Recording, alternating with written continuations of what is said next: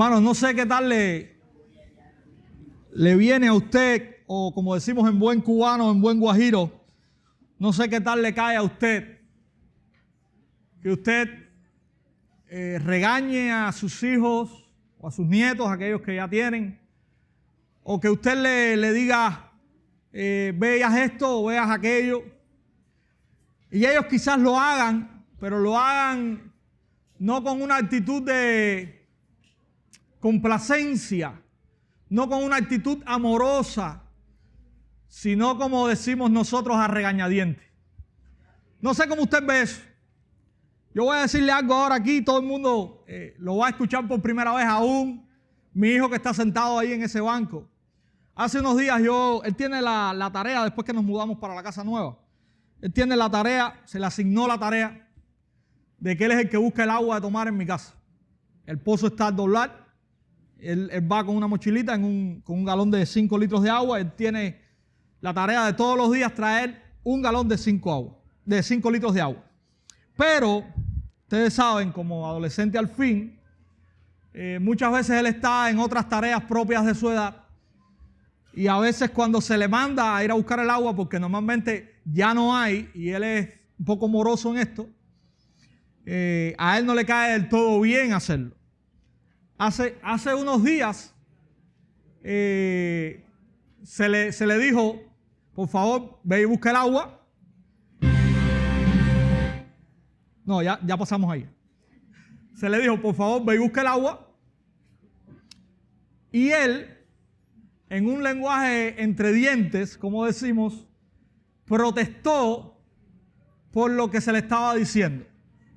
Él no se dio cuenta que yo lo escuché, que su mamá lo escuchó. Yo no le dije nada en ese momento. Él sencillamente salió, buscó el agua, pero salió y buscó el agua no con la actitud que debía hacerlo.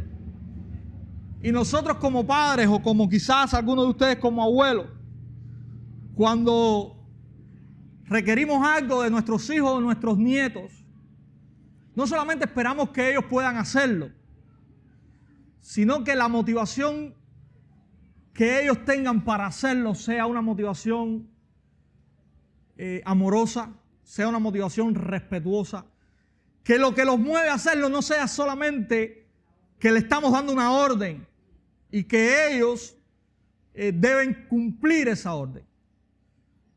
Si hay algo que a mí, por ejemplo, como padre, como pastor, no me satisface, es decirle a alguien, mira, yo creo que debes hacer esto así, así, y que esa persona lo haga, pero lo haga de mala gana. Eso es algo que a mí, como decimos en buen cubano, me mata. Yo espero que lo que nosotros hagamos sea en primer lugar movido por la actitud correcta. Y yo creo que como padres o como abuelos eso es lo que nosotros esperamos. Hermanos, eso también es lo que el Señor espera. Y en esta mañana vamos a continuar en nuestra exposición de Apocalipsis. Estamos ya en el capítulo 2, versículos del 1 al 7. Hoy vamos a comenzar con la exposición de estos mensajes a las 7 iglesias de Asia. En esta mañana vamos a comenzar con el primer mensaje. Vamos a estar por 7 semanas viendo estos mensajes a estas iglesias. Y en primer lugar, hoy vamos a estar en el primer mensaje que está destinado a la iglesia de Éfeso. Bueno, me están haciendo señas, pero no sé lo que quieren decir. ¿Está encendido?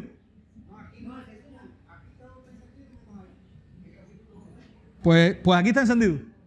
No te preocupes, no lo necesito realmente. Estamos en Apocalipsis 2, del 1 al 7. Si podemos ponernos en pie, vamos a leer la escritura.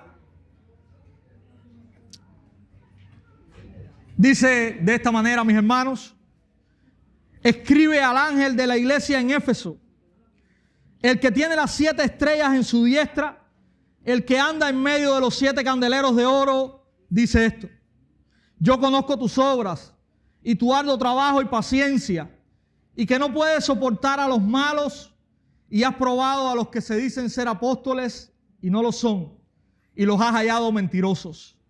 Y has sufrido y has tenido paciencia, y has trabajado arduamente por amor de mi nombre, y no has desmayado. Pero tengo contra ti que has dejado tu primer amor. Recuerda, por tanto, de dónde has caído, y arrepiéntete y haz las primeras obras, pues si no, vendré pronto a ti y quitaré tu candelero de su lugar si no te hubieres arrepentido. Pero tienes esto, que aborreces las obras de los nicolaitas, las cuales yo también aborrezco. El que tiene oído, oiga lo que el Espíritu dice a las iglesias. Al que venciere, le daré a comer del árbol de la vida, el cual está en medio del paraíso de Dios. Señor, alabamos tu nombre una vez más y ahora queremos suplicarte por la exposición de tu palabra. Queremos ser edificados por medio de ella. Queremos que tú puedas hablar a tu pueblo por medio de ella, Señor. Que pueda ser, Señor, un mensaje preciso, fiel, claro. Que, oh Dios mío, lo que reine sea tu palabra en esta mañana. Porque sabemos que ella es suficiente. En tus manos estamos, Señor. Oramos también para que tú puedas usarla, para si en esta mañana hay alguien aquí que no te conoce, tú puedas llamarlo a la salvación. Tú puedas confrontarle y con el poder del Evangelio tú puedas salvarle. En el nombre de Jesús oramos. Amén. Mis hermanos, como les decía al inicio, este es un mensaje que va dirigido específicamente a la iglesia en Éfeso, a la iglesia en la ciudad de Éfeso, esta ciudad, esta gran metrópoli de aquel tiempo donde se escribe o donde Juan recibe esta visión y la transmite a las iglesias. Esta era una ciudad muy importante dentro de toda esta región. Era una ciudad que tenía muchísimo comercio, tenía un puerto muy importante. Era una ciudad también muy, digamos, entre comillas, muy religiosa. Recuerden que en esta ciudad estaba el muy famoso templo de la diosa Diana. Recuerden que Pablo estuvo allí. Usted puede leer Hechos 19 para ver el contexto de cómo surge, de cómo nace esta iglesia. Y hubo un alboroto, muchos de aquellos que se ganaban buen dinero haciendo estatuillas del templo de Diana y vendiéndolo. Al ver la repercusión que estaba teniendo la predicación del Evangelio de Pablo, hacen una turba y tienen grandes, se ven en serios problemas aquellos, Pablo y aquellos que estaban con él. Era una ciudad muy dada a la idolatría, y producto de la idolatría o de cómo se manifestaba esta idolatría, era una ciudad también muy dada a la prostitución. Habían muchas prostitutas que servían allí y era una ciudad muy, muy, muy pagana. Su importancia, hablando del comercio, hablando de lo que significaba aquella ciudad, era tan impresionante como su inmoralidad. Si tenemos que usar una balanza, podemos ver que era tan impresionante su importancia como ciudad, como su inmoralidad también. Hermanos, en esta mañana, en este mensaje que el Señor está transmitiendo a esta iglesia, podemos ver una verdad. Y esta verdad tiene también para nosotros un componente importante, y es la siguiente: arrepintámonos cuando nuestras obras por Dios o para Dios no son movidas por nuestro amor por Él. Arrepintámonos cuando nuestras obras para Dios no son movidas por nuestro amor por Él. Queremos ver en esta mañana dos secciones. una sección donde el Señor está diciéndole a la iglesia que está en medio de ella y que Él la conoce perfectamente. Hay cosas que el Señor está elogiando de esta iglesia y hay algo que el Señor también está cuestionando o llamando a arrepentimiento a esta iglesia. Y también, en segundo lugar, hay una despedida que es común en todos estos mensajes a estas iglesias que también queremos ver, y esta despedida nos habla de que los vencedores disfrutarán del árbol de la vida. Como les decía hace solamente unos momentos, en primer lugar, el Señor está diciéndole a Juan que transmita este mensaje a esta iglesia, donde Él está diciendo: yo estoy en medio de ustedes y yo los conozco perfectamente. Si leemos los versículos del 1 al 6, allí está el Señor diciendo esto a esta iglesia. Él comienza diciéndole a Juan: escribe al ángel de la iglesia en Éfeso. Este es un mensaje que Juan tenía que traer o que llevar de parte del Señor a aquellos que están. Y recuerden, el domingo pasado explicábamos qué significa esto del ángel de la iglesia. Son los mensajeros, en este caso los pastores de la iglesia. Ellos están recibiendo este mensaje por medio de Juan de parte del Señor, y el Señor comienza diciendo lo siguiente: el que tiene las 7 estrellas en su diestra, el que anda en medio de los 7 candeleros de oro, dice esto. Y ya estas frases no son un secreto para nosotros. Si usted tiene buena memoria, usted estuvo el domingo pasado y usted estaba atento, usted puede recordar qué significan las 7 estrellas y los 7 candeleros, ¿verdad? Porque en medio de la visión gloriosa del Hijo del Hombre, al final Jesús le dice a Juan qué significan estas cosas. Y veíamos que las 7 estrellas que están ahora en la diestra de Dios, en la mano derecha del Señor, ¿qué son? Los ángeles de las iglesias. Los ángeles de las iglesias, aquellos que están recibiendo, que van a recibir los mensajes. Dice la Escritura, el Señor dice aquí que Él los tiene en su mano derecha. Él les está guardando, Él les está cuidando, Él les está sosteniendo en medio de su trabajo para con sus iglesias. Y también se presenta como aquel que está en medio de los 7 candeleros, que son ¿qué? Las iglesias, ¿verdad? Entonces también el Señor recuerda en la introducción de este mensaje que Él camina, y esta es la idea que tiene esta frase, mis hermanos. Él camina, Él está paseándose en medio de su iglesia. Él está con su iglesia. Él no está ajeno a la realidad que está viviendo su iglesia. Y es por eso que Él con total propiedad va a estar hablándole a estas iglesias de manera particular, y va a estar viendo, va a estar examinando cómo estas iglesias están caminando en medio de este tiempo terrible, pero en medio de este tiempo donde la iglesia tiene que estar a la expectativa, porque el Señor Jesús está viniendo. Y donde la iglesia es llamada a vivir con perseverancia en medio del sufrimiento, mis hermanos. ¿Qué dice? ¿Cuál es el mensaje que está diciendo el Señor por medio de Juan? Bueno, dice el versículo 2, yo conozco tus obras. Y como veíamos ahorita, el Señor no está ajeno a su iglesia. El Señor le está diciendo a esta iglesia: yo te conozco perfectamente y completamente. Yo sé quién tú eres, yo sé lo que tú estás haciendo. Y el Señor está elogiando en este momento a la iglesia y le está diciendo: y tu arduo trabajo, recuerden, y perseverancia.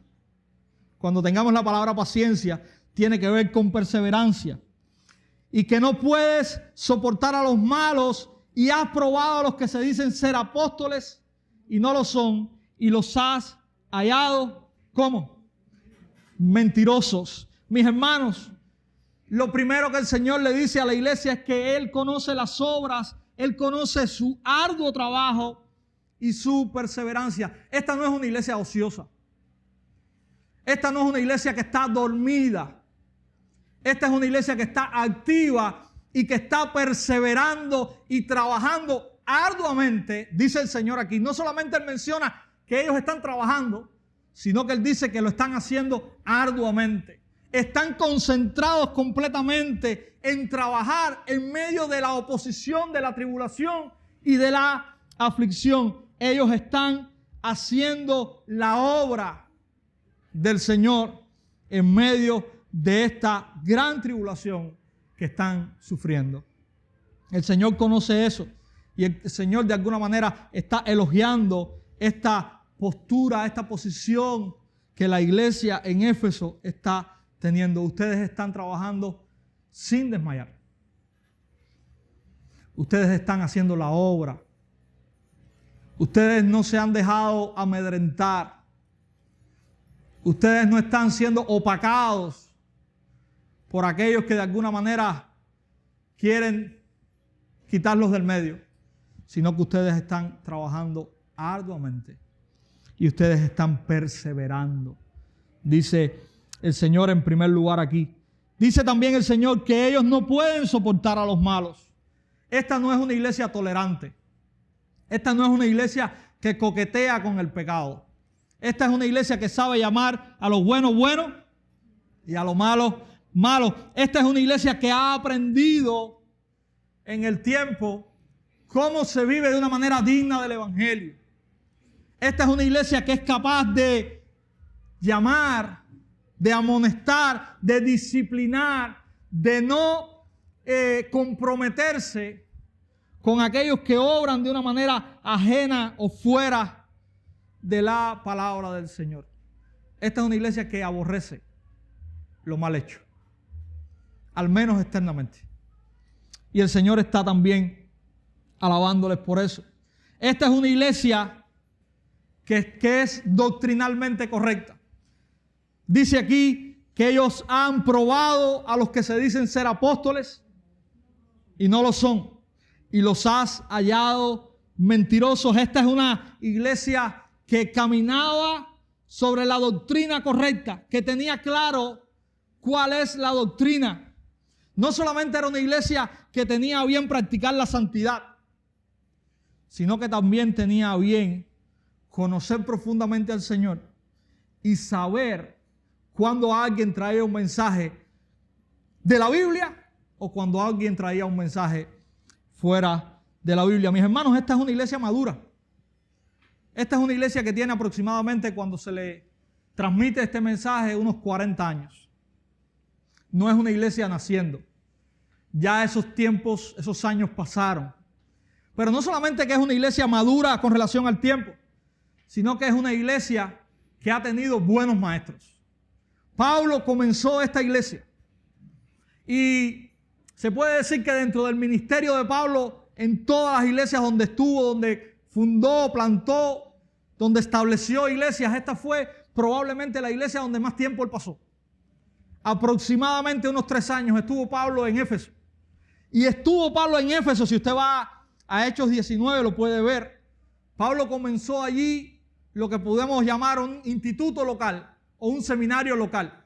Dice que en la casa de alguien de la iglesia, él comenzó constantemente a enseñar y estuvo por espacio de 2 años enseñando en este lugar. Más todo el ministerio que hizo, aproximadamente 3 años, estuvo el apóstol Pablo. Y él fue el primer maestro de la iglesia junto con otros que le acompañaban. Recordemos también que otro de los maestros de esta iglesia fue Timoteo. Pablo está, y estuvimos recientemente viendo la primera epístola, Pablo está animando al joven Timoteo, quien fue pastor también en esta iglesia. Pero ya en el pastorado de Timoteo, para ponernos en contexto, ya la iglesia estaba sufriendo de la enseñanza de algunos falsos maestros. Recuerden que él comienza en el capítulo 1 de la primera epístola hablando de que él había dejado a Timoteo en Éfeso para que corrigiera estas cosas, para que él llamara a estos falsos maestros y le dijeran: hey, no puedes seguir enseñando eso. Esta era una de las misiones que tenía Timoteo cuando estuvo pastoreando esta iglesia.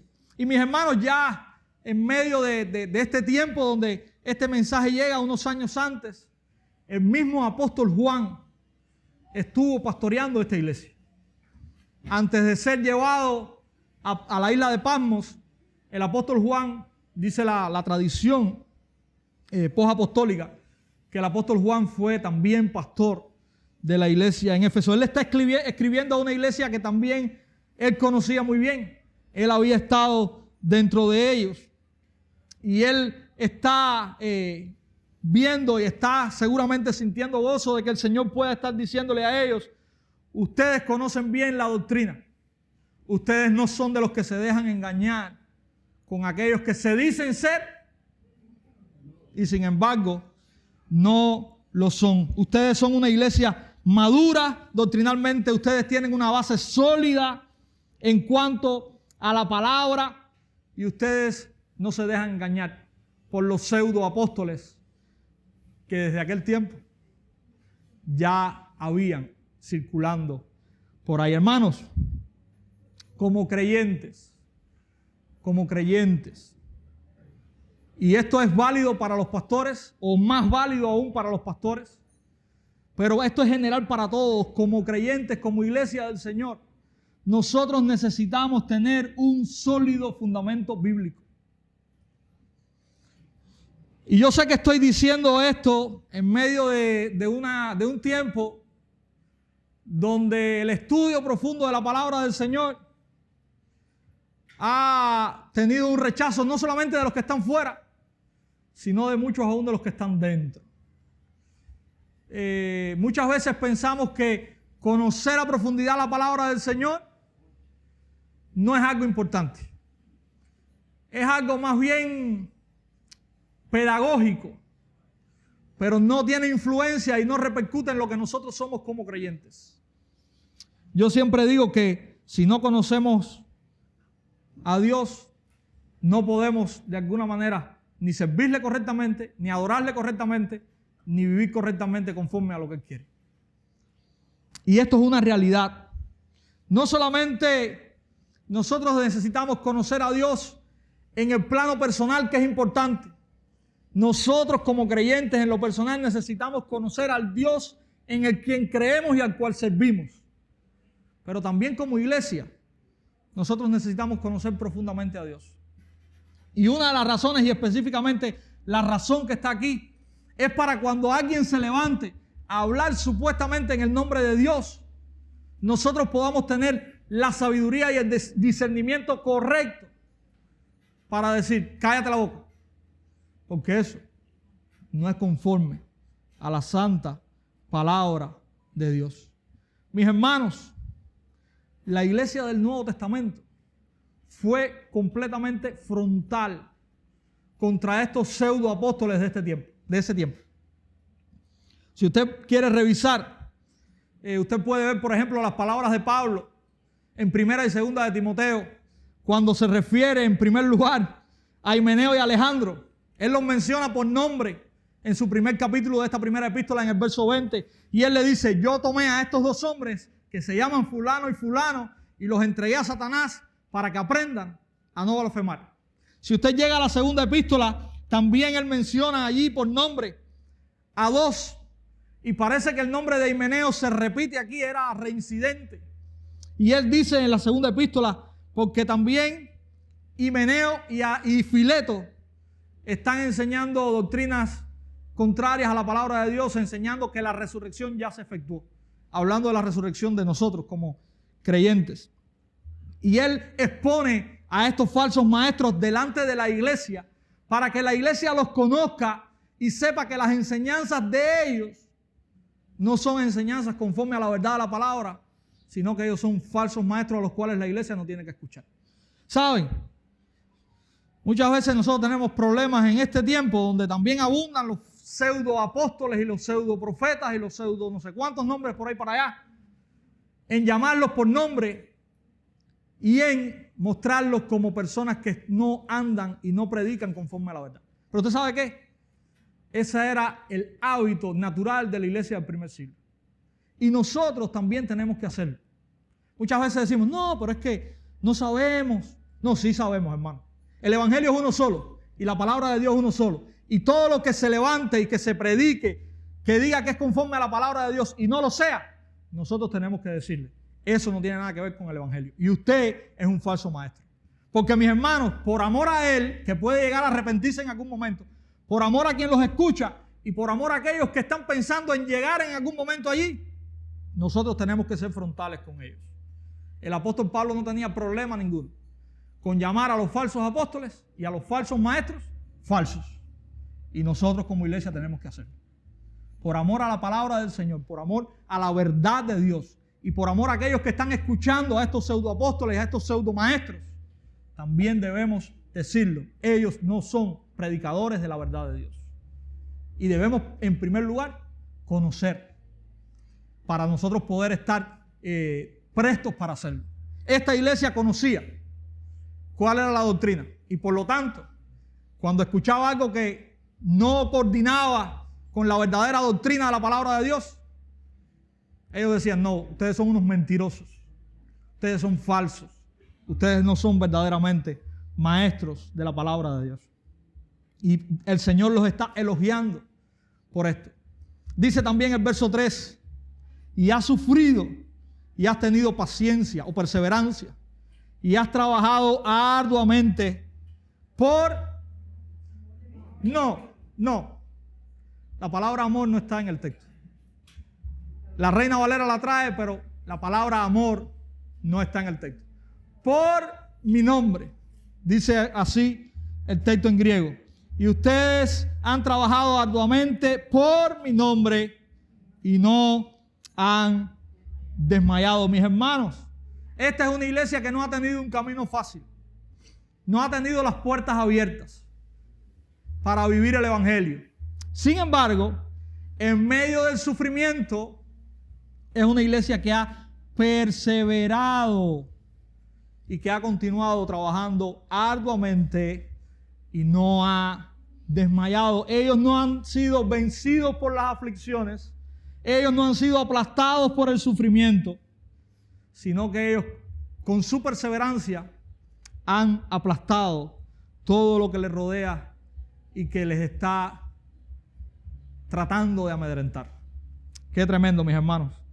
Y esto también nos enseña algo. No podemos, mis hermanos, dejar que lo que sufrimos, dejar que los tiempos en los cuales vivimos, cualquiera que sean las circunstancias que tengamos, nos lleve a bajar nuestro interés, nuestra pasión por Dios y su obra. A veces nosotros estamos tan inmersos en lo que estamos viviendo, en lo que estamos sufriendo, que nuestro círculo se cierra y nos olvidamos de cuál es el propósito por el cual Dios nos tiene aquí. Sea cual sea, mis hermanos, lo que nos esté llevando a sufrir, lo que nos esté atribulando en el presente, perseveremos. El Señor ve con agrado a una iglesia que en medio del sufrimiento y las tribulaciones persevera. Es constante, continúa avanzando y Él está elogiando a la iglesia por eso. Él no está ajeno a su sufrimiento. Él está diciéndole a esta iglesia: y has sufrido, y estás sufriendo, y estás en medio de tribulaciones, pero a pesar de eso, tú continúas trabajando arduamente, tú estás perseverando y tú no has desmayado. Esa debe ser la posición nuestra como iglesia. Estamos viviendo tribulaciones hoy, incontables, pero eso no puede ser la causa para el desánimo, para el olvidarnos de a qué hemos sido llamados por Dios, de qué debemos estar haciendo para el Señor, para olvidarnos de Dios mismo y no solamente acordarnos de Él para pedir: ¡ay, auxilio, Señor!, sino también para decirle: estamos aquí, Señor, queremos continuar, queremos perseverar en medio de las aflicciones y en medio del sufrimiento. Mis hermanos, que el servicio al Señor y que la predicación del Evangelio estén siempre por encima de todo lo que nosotros podamos sufrir, padecer, de todas las aflicciones que podamos nosotros estar teniendo, mis hermanos. Versículo 6, y si usted está prestando atención, ve que me salté el versículo 4 y 5 y ahorita vamos a llegar a él, no se preocupe. Versículo 6, hay otro motivo de elogio. Aquí él les dice: aborreces las obras de los nicolaitas, las cuales yo también aborrezco. Y este grupo que es llamado Nicolaitas, es algo también un poco extraño para nosotros hoy. No tenemos a ciencia cierta cuál es la raíz de esta gente. Hay dos grandes posturas a través de la historia. Yo me quiero quedar con una de ellas porque es la que más ha estado firme, ya sea en los escritos post-apostólicos como hoy, en medio de los estudiosos de la Biblia, y es que esta secta es una secta herética, por supuesto. Tiene como idea, o está gobernada por el gnosticismo. El gnosticismo, dentro de sus peculiaridades, piensa que Dios creó la materia es mala, siempre es mala, y lo espiritual o el espíritu es bueno, y que no importa, a grandes rasgos, no importa lo que tú hagas con la materia. Por ejemplo, tu cuerpo es materia, no importa lo que tú hagas con tu cuerpo, eso no va a influir en lo que tu espíritu es, porque tu espíritu siempre será bueno. Ellos están en medio de esta enseñanza gnóstica y esto tiene una repercusión práctica tremenda.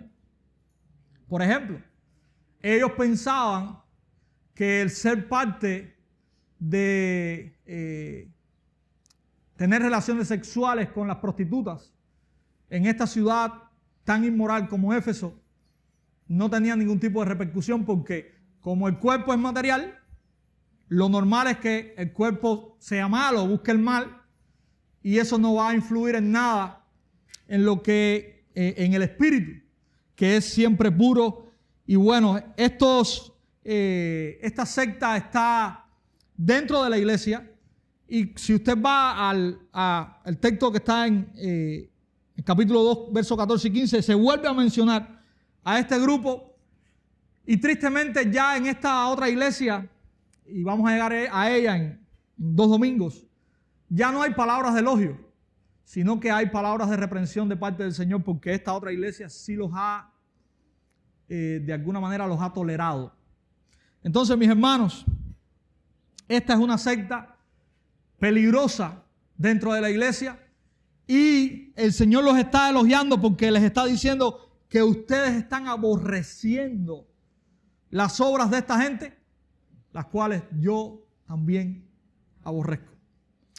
Ireneo, un obispo de la iglesia en el siglo II, este hombre que se le conocía como el martillo de herejes, imagínense qué título tenía.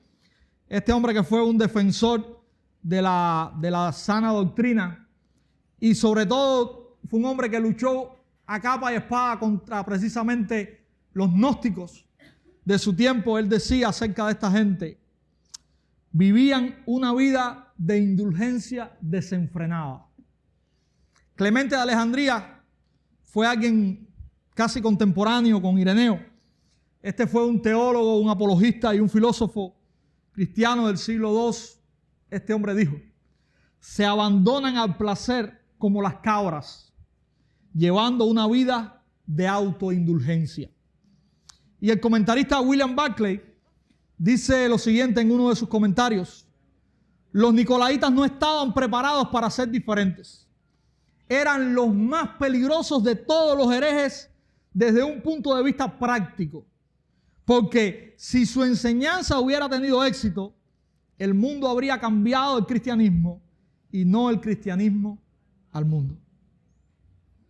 Así de terrible era esta secta de los nicolaitas, a las cuales esta iglesia en Éfeso está repudiando, está aborreciendo, y la palabra que usa ahí es de un desprecio grande por lo que están haciendo estos herejes. Mis hermanos, el Señor elogia a esta iglesia porque el corazón de ellos con relación a estos herejes era el mismo que el corazón del Señor. El mismo repudio que tenía el Señor por esta secta herética es el mismo repudio que tiene la iglesia en Éfeso por ellos. Y cuando vemos la imagen que se nos ha presentado hasta aquí de esta iglesia, todos nosotros pudiésemos exclamar: nosotros queremos ser como la iglesia de Éfeso, ¿verdad? Una iglesia que trabaja arduamente, una iglesia que no ha desmayado, una iglesia que está perseverando, una iglesia doctrinalmente profunda, una iglesia que quiere la santidad, una iglesia que desprecia la herejía. Usted dice, no, esta es la iglesia ideal. Queremos ser como ellos. Hermanos, hay algo que el Señor está demandando a esta iglesia. Y lo está haciendo de una manera que cuando usted lee, usted se da cuenta de que esto que Él está señalándole a esta iglesia está opacando todo lo que Él ha estado señalando hasta esta hora. El Señor le dice a esta iglesia, arrepiéntete y regresa, porque si no, nada más y nada menos, vas a perecer. Ese será el resultado de esta iglesia si no se arrepiente. Perecer, desaparecer. Dice el Señor ahí, leemos versos 4 y versos 5, pero tengo contra ti que has dejado tu primer amor. Recuerda, por tanto, de dónde has caído y arrepiéntete y haz las primeras obras, pues si no, vendré pronto a ti y quitaré tu candelero de su lugar si no te hubieres arrepentido. Esta iglesia ha dejado su primer amor. Y mis hermanos, no puedo negarles que he estado luchando toda esta semana con el significado, con la repercusión, con la implicación de esto, porque el texto mismo no da muchos detalles de qué es lo que han dejado. Simplemente dice, han dejado su primer amor. Y acto seguido el Señor está diciéndoles qué es lo que deben hacer. Pero hemos estado indagando y esto es lo que hemos encontrado. Mis hermanos, la iglesia en Hechos, la iglesia de Éfeso, cuando usted lee su historia, es una iglesia que comienza en medio de gran oposición. Como les decía ahorita, ellos comienzan en medio de la oposición de aquellos que están ganándose la vida con la idolatría. Sin embargo, nada de esto los amedrenta. Ellos están creyendo en el Señor y la iglesia comienza a florecer. Incluso dice la Escritura que muchos de estos magos, de estos hechiceros, conocen al Señor. Lea Hechos 19 para que vea. Y Hechos 20. Conocen al Señor y traen sus libros de magia y los queman por amor al Señor. Y es interesante, el libro de los Hechos nos da un detalle acerca de esto. Nos dice que estos libros que ellos están quemando son libros que tienen mucho valor. Mis hermanos, estos primeros creyentes en esta iglesia tenían en alta estima el evangelio que habían escuchado y creído. Más allá de el valor o la manera en que ellos se ganaban la vida con estas acciones idolátricas. Ellos están rechazando esto a tal punto que están teniendo como nada los libros de magia, los están quemando y no importa lo que valga. Cuando usted ve la epístola a los Efesios, Pablo dice, comienza en esta oración en el capítulo 1, verso 15, diciendo, por esta causa también yo, habiendo oído de vuestra fe en el Señor Jesús y de vuestro amor para con todos los santos. Pablo está diciéndole a esta iglesia, va a orar por ella, va a orar para que su fe pueda ser sólida, pero está reconociendo que esta es una iglesia que tiene fe profunda, fe genuina en el Señor Jesús y que es una iglesia que está amando a los demás. Cuando termina esta epístola en el capítulo 6, versos 23 y 24, él se despide de esta manera.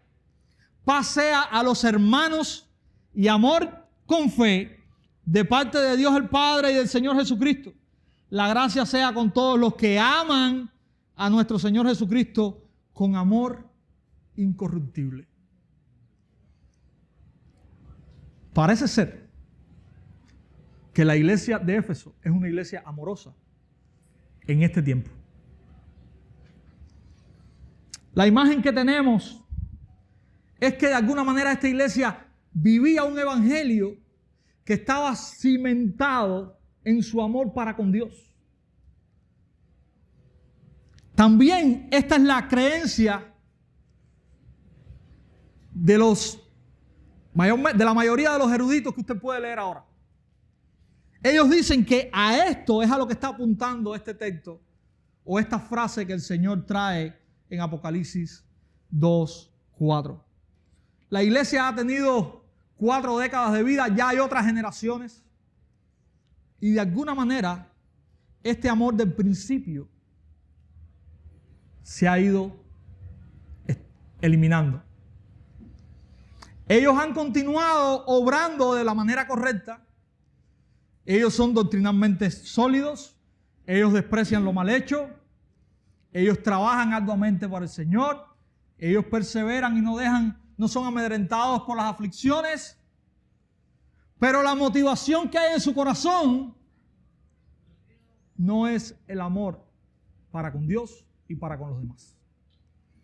Es una iglesia espiritualmente seca.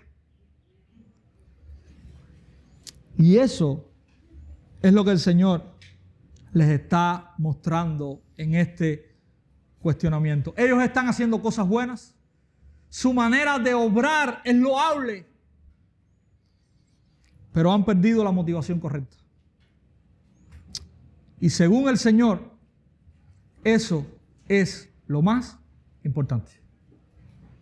Qué triste, hermanos. Qué triste.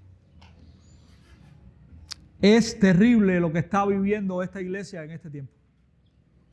Cuando usted escucha los elogios, pero escucha esto, y usted lo pone en una balanza, usted se da cuenta de que esto es más importante que todo esto. Y esto no es nuevo. Cuando usted lee el Antiguo Testamento, esa es la manera en que el pueblo de Israel caminaba para con Dios. Ellos eran muy celosos de lo externo, pero dentro no había nada. Jesús le dice en el Nuevo Testamento, ustedes son como sepulcros blanqueados. ¿Usted sabe por qué? Usted le da cal a una tumba y queda blanquita como un coco. Pero cuando usted destapa la tapa, lo que hay dentro, ni con cal, ¿verdad? Y eso es lo que está sucediendo. El espíritu, la motivación, el interés que está moviendo a esta iglesia no es un interés sano. Hermanos, nosotros podemos hacer muchísimas cosas en la obra de Dios. Pero si lo que nos motiva no es Dios mismo, eso no tiene valor ninguno. Si lo que me mueve a obrar, a trabajar, a servir al Señor en su obra, no es que yo amo a Dios con todo mi corazón, con toda mi mente y con todas mis fuerzas, y que yo amo a los que estoy sirviendo, eso no tiene valor ninguno. Es reprochable. Y eso es lo que está haciendo el Señor aquí. El Señor está reprochándole a esta iglesia que su motivación para obrar no es la correcta. Y hermano, el reproche que el Señor está haciendo no es un reproche cualquiera. Él le está diciendo, arrepiéntete y vuelve al principio. Y la frase aquí que dice, haz las primeras obras, no es que las obras que ellos estaban haciendo eran malas, sino que tenían que obrar como al principio. Su corazón tenía que estar como al principio. Y si no lo hacían, el Señor dice, yo estoy viniendo. Y recuerden que esta es una frase recurrente en Apocalipsis. No solamente la iglesia está a la expectativa porque el Señor está viniendo por segunda vez, sino que ahora Él le dice a esta iglesia, yo les estoy mirando, yo les conozco, yo sé cuál es su motivación. Y si ustedes no se arrepienten, recuerden, yo estoy viniendo a ustedes. Y no estoy viniendo para llevarlos a reinar conmigo. Yo estoy viniendo, ¿para qué? Para desaparecerlos. Y quitaré tu candelero. ¿Qué cosa es el candelero? La iglesia. Y quitaré tu candelero de su lugar si no te hubieses arrepentido. Si no hay un vuelco, si no hay un cambio en esta iglesia, mis hermanos, la iglesia estaba en grave peligro, estaba a punto de desaparecer. ¿Usted sabe dónde está la iglesia de Éfeso hoy? ¿Alguien la conoce? ¿Es miembro de la Alianza Bautista Mundial? ¿Es miembro de la Asociación Metodista? No existe. De hecho, la ciudad no existe. Hermanos, muy probablemente esta iglesia en algún momento escuchó al Señor y se arrepintió. Usted puede ver la historia. En el siglo V hay un concilio que se desarrolla desde esta ciudad. Al parecer la iglesia estaba viva todavía en ese entonces. Pero no tenemos iglesia hoy en esta ciudad.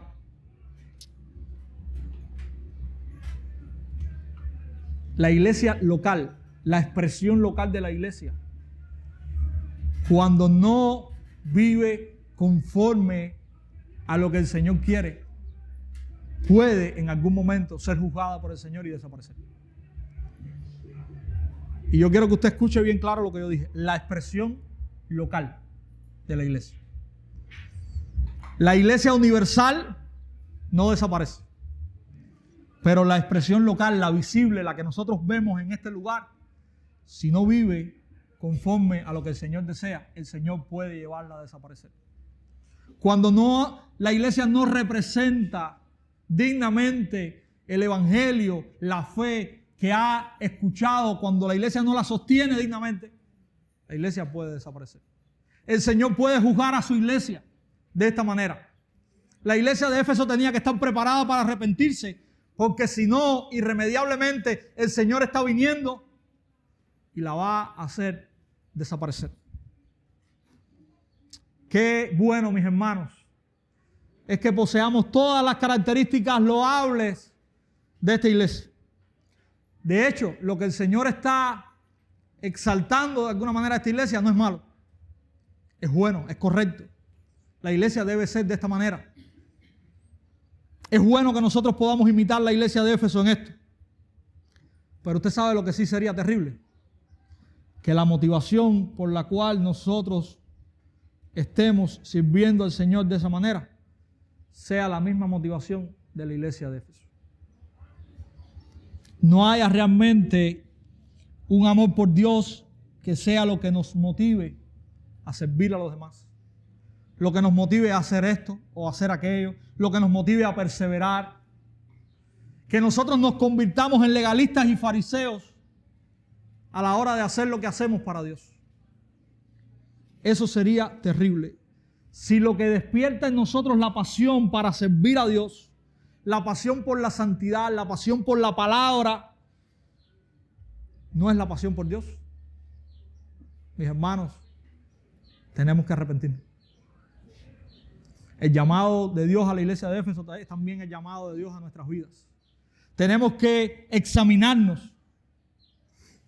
Yo soy predicador, ok, eso es bueno. ¿Qué te motiva? Si no es el amor al Señor, estás mal. Yo muevo los bancos y los organizo, perfecto. ¿Qué te motiva? Si no es el amor por Dios, estás mal. Yo voy a las misiones, qué bueno. ¿Qué te motiva? Yo limpio el piso, qué bueno. ¿Qué te motiva? La motivación es más importante que lo que hacemos. Porque si la motivación no es correcta, lo que hacemos no vale para nada. Los israelitas se mofaban de que ellos guardaban esto, adoraban aquí, hacían esto, hacían aquello. Y en un momento el Señor les dijo, misericordia quiero y no sacrificio. Estoy harto, no hagan más eso. No lo necesito, yo lo detesto. El Señor llega, mis hermanos, a aborrecer lo que hacemos cuando lo que hay en nuestro corazón no es correcto. Así que necesitamos, como esta iglesia, examinarnos, mis hermanos. La demanda de vivir y hacer por amor todas las cosas que hacemos es la esencia misma del Evangelio. Lo que motivó al Señor a morir por nosotros fue su amor por nosotros. En el centro del Evangelio está el amor. Y eso es lo que también debe movernos a nosotros. Cuando nosotros estamos cumpliendo las demandas del Evangelio, lo que nos lleva a cumplir esas demandas tiene que ser el amor por Dios. Porque eso es lo que nosotros aprendimos de nuestro Señor. Él vino a nosotros por amor. Por amor al Padre y por amor a nosotros. No hay recompensa. La recompensa del Señor, ¿usted sabe cuál fue? Ver esta multitud redimida que por la obra de Él en la cruz, Él salvó. Eso es lo que Isaías nos dice. Entonces, mis hermanos, que lo que nos motive a nosotros sea también esto, el amor al Señor. Señor, porque te amamos, hacemos. No hacemos porque hacemos. No, porque te amamos a ti, hacemos. Porque estamos apasionados por ti, hacemos. Y eso es lo que verdaderamente glorificará a Dios. Mis hermanos, termina verso 7. El que tiene oído, oiga lo que el Espíritu dice a las iglesias. Al que venciere, le daré a comer del árbol de la vida, el cual está en medio del paraíso de Dios. Termina este mensaje con un llamado a escuchar. Y esta es una frase que Jesús usa en el libro de Marcos, en el capítulo 4, los que han estado los martes en el tiempo de oración y han podido escuchar las exposiciones de Marcos. En el capítulo 4 Jesús trae algunas parábolas. Y Él usa esta frase: el que tiene oído, que oiga. ¿Verdad? Y esta frase tiene que ver no con un oído carnal, no con un oído material, sino con un oído espiritual, con un oído que está presto a escuchar las cosas del Espíritu. Y Él está diciendo este mensaje a la iglesia: el que venciere,